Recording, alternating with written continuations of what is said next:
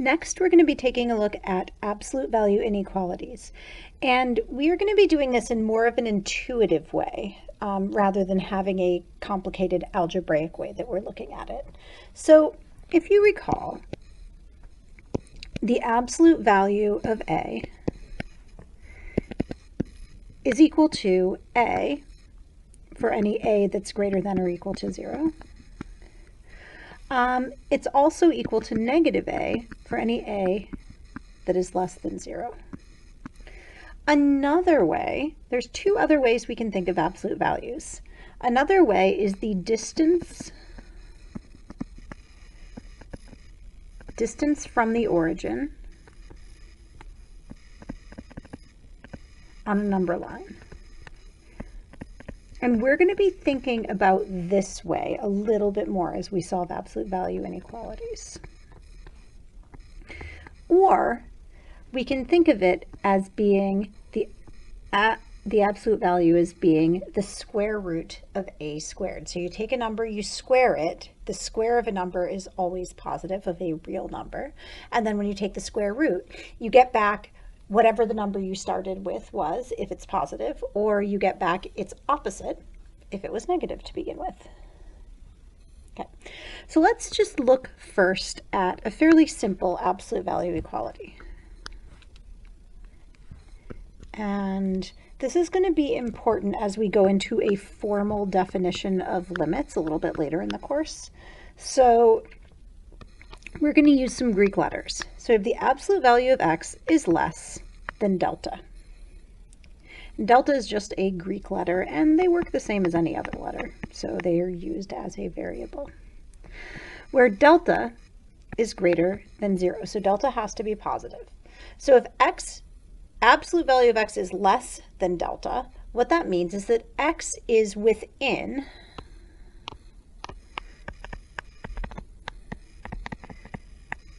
delta units of 0. So the absolute value of x is less than delta. X is within delta units of 0. It has to be closer to 0 than delta. Okay, so if we were to draw a number line, what we would see here is we're going delta up and delta down, and x, the absolute value of x is less than delta, so the distance between x and 0 has to be smaller than delta. So x can be in that area of our number line. Okay, well, what happens if the absolute value of x is greater than something? So we have the absolute value of x is greater than epsilon, where epsilon is positive. So the absolute value of x, the distance from 0, is greater than epsilon, means that x is more than epsilon away from 0.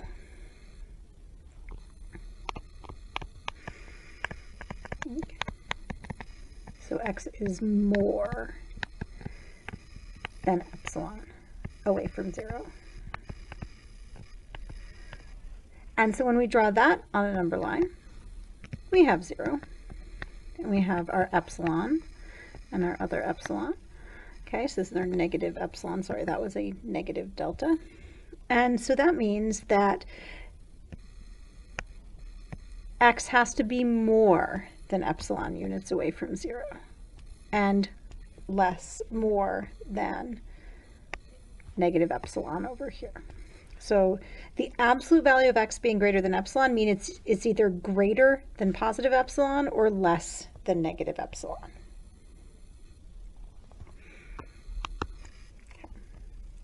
So what happens if we add another number into the mix? So we have x, the absolute value of x minus c is less than delta. Okay, so that means all this is doing when we're subtracting a number here is we're sort of recentering this graph. Rather than being less than delta units away from 0, we're now less than delta units away from c. This is saying the difference between x and c is less than delta. So x has to be within. So means x is within delta units of c. So we're here, we've got our c, we've got our c minus delta, and we've got our c plus delta. So delta on either side of c. And so if it is less than delta, means that it can be any of the numbers between here, including c itself, because if the difference between x and c is 0, that is indeed less than delta. Similarly here, if we have the absolute value of x minus c is greater than epsilon, we know that c has to be,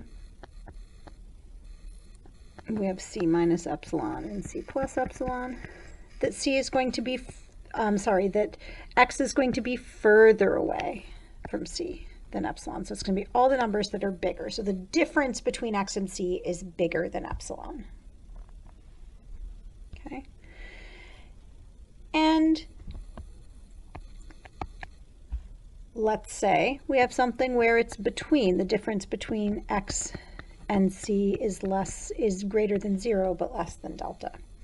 Well, that essentially is the same as the picture we had before, where we have a c, we have a c minus delta, and we have a c plus delta. So the only change here is that we are not allowed to be equal to 0.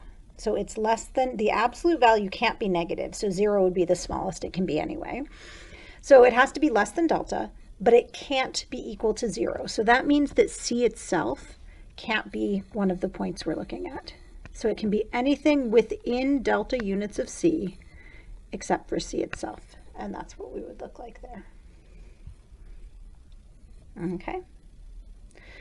So let's look at how we use these sort of geometric number line interpretations of what absolute value inequalities mean. And we're just going to be looking at linear for the most part, linear absolute value inequalities. So, first example, let's solve the absolute value of x is less than or equal to 4. Okay, so any number that has an absolute value less than or equal to 4. So we're starting around 0, and we want numbers where the distance from 0 is less than or equal to 4. So that would be, we would have a positive 4 and a negative 4. And any numbers between that positive 4 and negative 4 will work. And we're actually shading in the dots because it could also be equal to 4. So all of the numbers here give us a solution of x is an element of the closed interval between 4 and negative 4. Okay, including the endpoints here. So let's look at one that doesn't include the endpoints. So we've got, let's solve absolute value of x minus 3 is less than 5. So we want all the numbers where the difference between x and 3 are less than 5, or all the numbers that are within 5 units of 3. So if we start here at 3, well, we want numbers within 5 units of 3. 5 up is going to be 8, and 5 down is going to be negative 2. We don't include our endpoints, but we want it to be, we want the difference to be smaller than 5. So it's all the numbers that are in between negative 2 and positive 8. Okay, so we have our solution is that x is an element of the open interval between negative 2 and 8. And so closed, you may notice I'm using the terms open and closed interval. Closed intervals include their endpoints. Open intervals do not include their endpoints.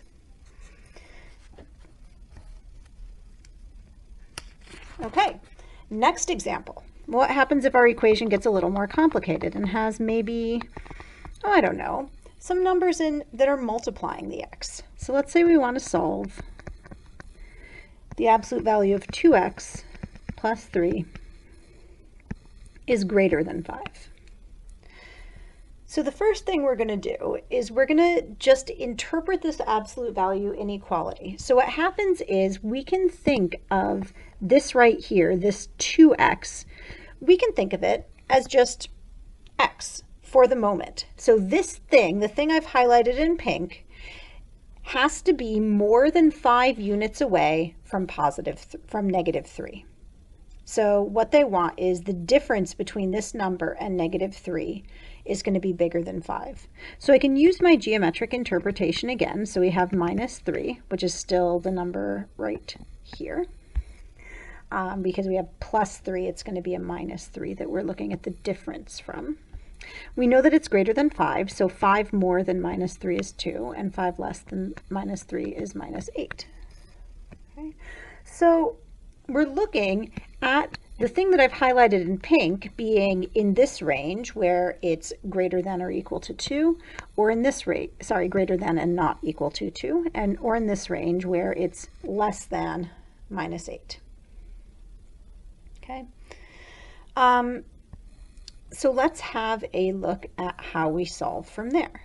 So we know that 2x could be less than minus 8. So x could be less than minus 4. We also know that 2x could be greater than 2. So we know that x could be greater than 1. So our solution is that x is an element of, x could be part of the open interval between negative infinity and negative 4, not including negative 4.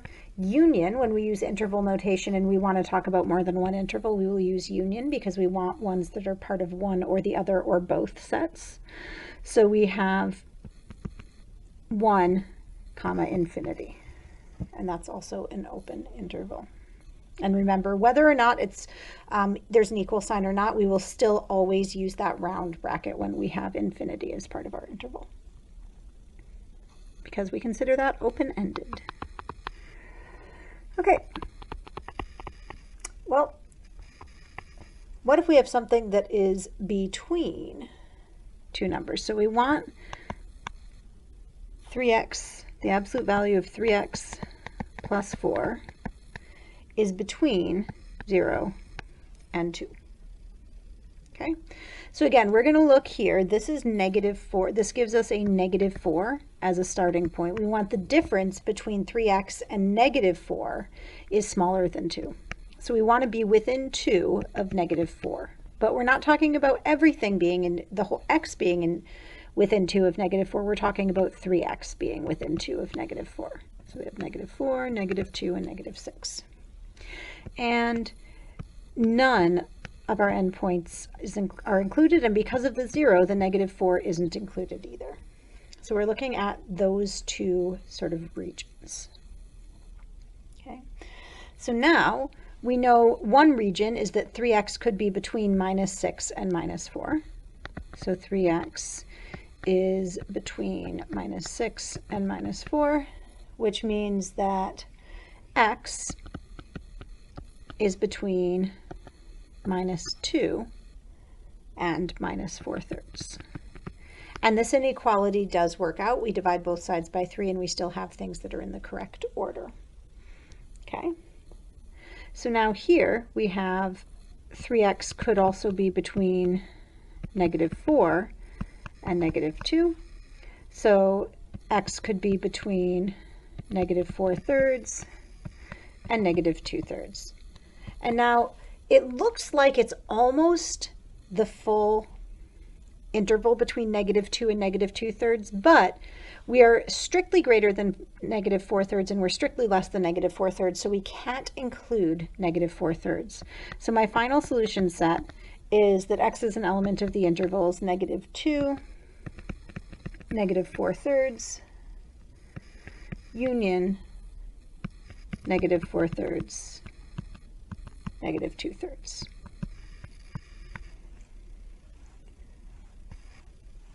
All right. Example 5.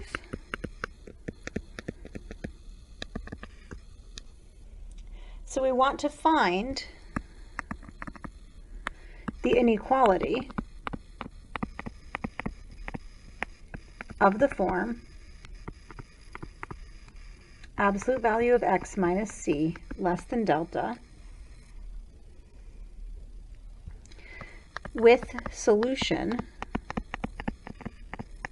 -5, comma 7. So the open interval here. So we're looking for, let's draw our picture again. We want something that's between -5 and 7. And so what we're really looking for is, remember that the middle point splits the interval in half because we're looking for the same distance above and below. So what is halfway between -5 and 7? It is 1, is halfway.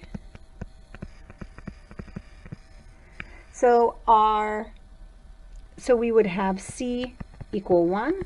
So our inequality is absolute value of x minus 1. Well, what is it less than, though? So now we look here. What's this distance here? So the distance here is 6. So that's going to be our delta. Okay, delta equals 6. So the absolute value of x minus 1 is less than 6. Similarly, we can do this with epsilon. So we have example 6. So we're going to find the inequality of the form the absolute value of x minus c is less than epsilon with the solution -∞, -20, union -12, infinity. So if we draw our little number line picture, we have -20 and -12. We are going out this time. So our middle point, which is going to be our C, is halfway between -20 and -12, which is, you guessed it, -16. That's going to be our C. And our distance here on either side is 4. So that's going to be our epsilon. So our equation here is the absolute value of x plus 16, because we have a -16, so we're subtracting -16, and is less than 4. Okay, so last example for this lesson, we're going to look at one that's not quite a linear equation. So what if we have 2 over the absolute value of x plus 3 is less than 1? Well, in order to solve it, we are going to need a theorem. So, okay, if A and B can be any rational, irrational number, any real number, A and B have the same sign. So they are either both positive or both negative. Then A less than B implies that 1 over A is greater than 1 over B. So this basically is stating that the reciprocal of bigger numbers are smaller than the reciprocal of, the reciprocals of smaller numbers are larger than the reciprocals of bigger numbers, right? So if A is a smaller number, then you take 1 over it, it's going to be bigger than things that it was smaller than before. Bigger numbers in the denominator make your fractions smaller. So let's say we have this here, 2 absolute value, 2 over the absolute value of x plus 3 is less than 1. If I take, because these are both positive, 2 is positive, absolute value of x plus 3 is positive, and 1 is positive. So if I take the reciprocal of both sides, I can say that 1 over 2 over the absolute value of x plus 3 is greater than 1 over 1, which is the reciprocal of 1. Okay, so that's by that theorem. So now, if I take that reciprocal, I get x plus 3, absolute value of x plus 3 over 2 is greater than 1. Now multiplying both sides by 2, no reason I can't do that. We have the absolute value of x plus 3 is greater than 2. And so if we look here, we've got interpreting it now geometrically, we've got our little line, and -3 is our middle point. We are looking 2 up, 2 above, and 2 below. So we've got -5 and -1. We are looking for the absolute value of x plus 3 to be greater than and strictly greater than. So we're looking on either side here. So x is going to be either smaller than -5, so between -infinity and -5, or it's going to be greater than -1, so in between -1 and positive infinity. And that's all for absolute value inequalities. I hope you guys have a good time trying out some of these problems on your own.